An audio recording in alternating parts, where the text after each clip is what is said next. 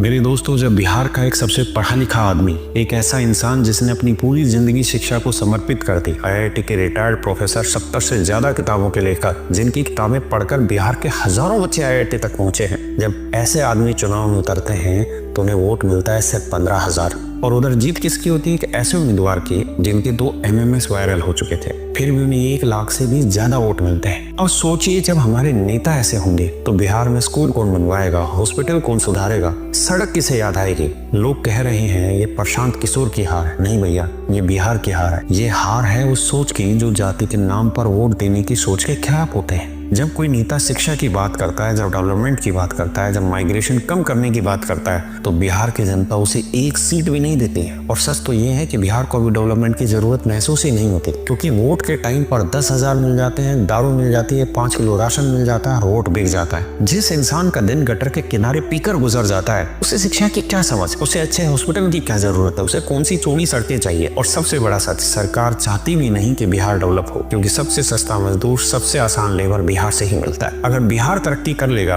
तो ये सस्ता लेबर कहां से आएगा। इसलिए अगर आज बिहार पिछड़ा है तो उसकी सबसे बड़ी वजह बाहर वाला नहीं है, आप खुद है। और जो लोग वोट को 10,000 रुपया राशन में बेच देते हैं, वो सच में गटर से बाहर आना ही नहीं चाहते। बिहार 5 साल और पीछे चला गया क्योंकि तुमने बदलाव का मौका होते हुए भी उसे ठुकरा दिया। मुझे ये उम्मीद थी कि प्रशांत किशोर जैसा पढ़ा लिखा आदमी शायद बिहार में सरकार बनाएगा, लेकिन मैं ये जानकर बहुत हैरान हुआ कि प्रशांत किशोर के मुश्किल से 1 से 2 ही कैंडिडेट ऐसे थे जो जमानत बचा पाए। आप सोचिए कि किस तरीके से फिर एक पढ़ा लिखा आदमी अपने बलबूते पर राजनीति में आ सकता है। जब हम हर चीज को जातिगत और पैसे में बेचते चले जाएंगे तो देश कैसे डेवलप करेगा।